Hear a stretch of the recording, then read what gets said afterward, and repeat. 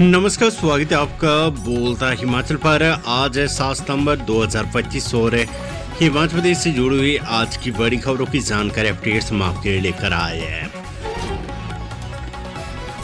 हिमाचल के आपदाग्रस्त क्षेत्र का दौरा करेंगे मोदी। पीएम से पहले केंद्र की 2 टीमें पहुंचेगी। हिमाचल प्रदेश में गंभीर प्राकृतिक आपदा का सामना कर रहे चंबा और कुल्लू जिलों में नुकसान का जायजा लेने के लिए केंद्रीय गृह मंत्रालय की 2 टीमें रविवार को पठानकोट और चंडीगढ़ से पहुंचेगी। पठानकोट से एक टीम चंबा आएगी और दूसरी टीम कुल्लू से आएगी। दोनों टीमें 7 से 10 सितंबर तक दौरे पर रहेगी। नुकसान का आकलन कर गृह मंत्रालय को रिपोर्ट देंगे। प्रदेश सरकार ने 3,969 करोड़ रुपए के नुकसान का आकलन किया है। अभी तक मानसून के दौरान वर्षा का क्रम बना हुआ है और प्रदेश के हर जिला में नुकसान का आंकड़ा बढ़ता जा रहा है। प्रधानमंत्री नरेंद्र मोदी का दौरा खराब मौसम के कारण निर्धारित नहीं हो पा रहा है। अगले हफ्ते मौसम साफ होने पर पीएम मोदी कुल्लू और चंबा के आपदाग्रस्त क्षेत्रों का दौरा करने के लिए हवाई सर्वेक्षण करेंगे। इस सप्ताह खराब मौसम के कारण प्रधानमंत्री कार्यालय की ओर से हिमाचल प्रदेश का दौरा तय नहीं हो पाया। वक्फ बोर्ड ने कोर्ट में सुनवाई के दौरान मस्जिद निर्माण से किया इनकार, मामले से खुद को किया अलग। शिमला में संजौली स्थित मस्जिद की निचली 2 मंजिलों से जुड़े मामले में जिला एवं सत्र न्यायालय में शनिवार को सुनवाई हुई। इसमें वक्फ बोर्ड ने साफ कहा है कि मस्जिद का निर्माण हमने नहीं किया है। इसके लिए नगर निगम के आयुक्त ने इसे हमें तोड़ने के आदेश क्यों दिए। इस पर कोर्ट ने कहा है कि फिर वक्फ बोर्ड को इससे अलग कर देती है। अब मस्जिद कमेटी की ओर से इस मसले पर अपना पक्ष अदालत में रखा जाना है। चुनावी साल में एक और पंचायत प्रधान पर कार्रवाई। सिरमौर के मिलला की प्रधान बर्खास्त, 6 साल नहीं लड़ पाएगी चुनाव। हिमाचल प्रदेश में इस वर्ष पंचायती राज चुनाव होंगे। चुनावी वर्ष में पंचायतों में भी कई घोटाले सामने आ रहे और प्रधानों पर कार्रवाई की जा रही है। इस कार्रवाई को कई बार राजनीतिक रंग भी दिया जा रहा है। जिला सिरमौर में भी अब एक पंचायत प्रधान पर कार्रवाई की गई है। जिला सिरमौर की उपायुक्त प्रियंका वर्मा ने विकास खंड सिलाई की ग्राम पंचायत मिला की प्रधान देवो देवी को बर्खास्त कर दिया है। देवो देवी को अपने कर्तव्यों के निर्वहन में अवाचार का दोषी पाए जाने पर ग्राम पंचायत मिला के प्रधान पद से तत्काल हटाने का आदेश जारी किए गए हैं। महिला पंचायत प्रधान पर 4,17,000 रुपए की गबन के आरोप लगे थे। जांच में दोषी पाए जाने पर डीसी ने उन्हें पद से हटाने के आदेश जारी किया है। महिला पंचायत प्रधान को 6 वर्ष की अवधि के लिए पंचायत के पदाधिकारी के रूप में निर्वाचित होने के लिए अयोग्य करने के भी आदेश जारी किए गए हैं। हिमाचल सरकार का बड़ा फैसला, हजारों कर्मचारियों को झटका, 10 से 15,000 का प्रतिमाह होगा नुकसान।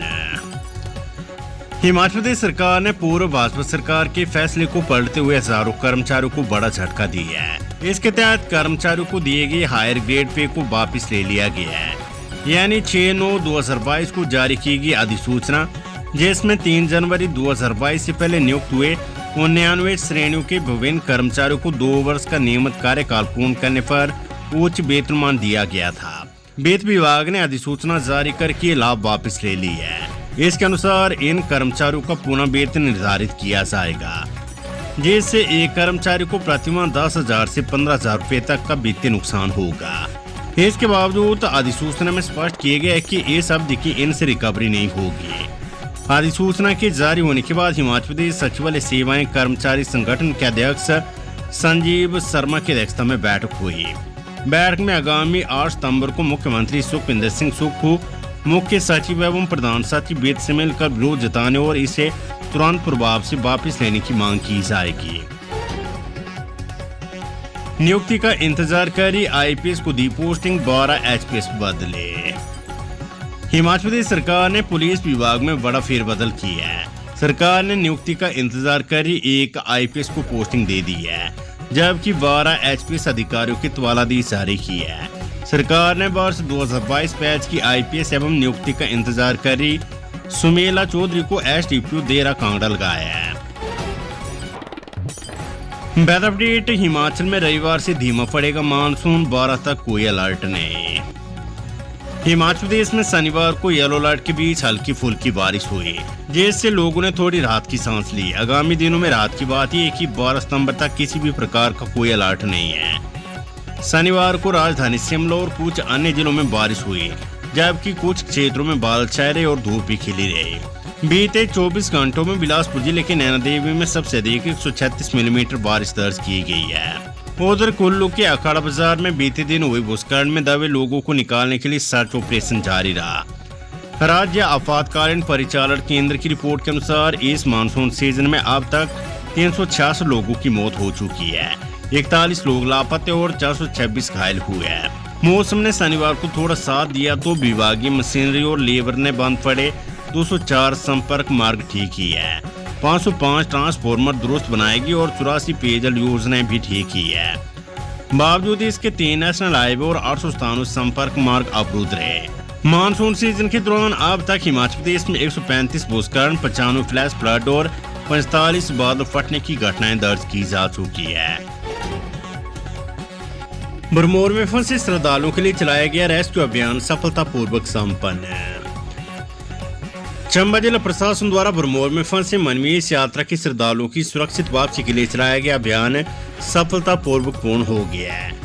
देश ग्राम में भारतीय वायुसेना के हेलीकॉप्टर MI-17 से भरमौर से चंबा के लिए 4 उड़ानों में 64 लोगों को एयरलिफ्ट किया गया। शनिवार को वायुसेना के हेलीकॉप्टर से भरमौर से चंबा के लिए 4 उड़ानों में 64 लोगों को एयरलिफ्ट किया गया। सुबह 8 बजे से शुरू हुआ यह अभियान दोपहर 12:30 बजे तक चला। सुरक्षित निकाले गए सभी तीर्थ यात्रियों को चंबा से नियमित अंतराल पर चलने वाली HRC की बसों के माध्यम से उनके गंतव्यों के लिए निःशुल्क भेज दिया गया है। हिमाचल प्रदेश में अब घर बैठे मिल जाएगी जमाबंदी, 50 रुपए में मिलेगी कॉपी। हिमाचल में अब कोई भी व्यक्ति जमाबंदी की कॉपी घर बैठे ले सकेगा। इसके लिए राजस्व कार्यालय में जाने की जरूरत नहीं है। राजस्व विभाग के ई-डिस्ट्रिक्ट पोर्टल से ये कॉपी ली जा सकेगी।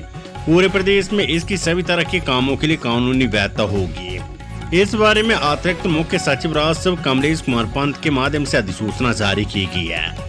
इसमें कहा गया है कि ई-डिस्ट्रिक्ट पोर्टल से कॉपी लेने के लिए 50 रुपए लगेंगे, जिसमें टैक्स भी शामिल है, लेकिन ये कॉपी सिर्फ एक खाते की होगी। सरकार ने हाईकोर्ट में किया साफ, HBU करवाएगी B.Ed की प्रवेश परीक्षा। हिमाचल प्रदेश विश्वविद्यालय राज्य के B.Ed संस्थानों में प्रवेश के लिए आवेदन आमंत्रित कर परीक्षा का आयोजन करेगा। ये बात राज्य सरकार ने हिमाचल प्रदेश हाईकोर्ट में बताई है।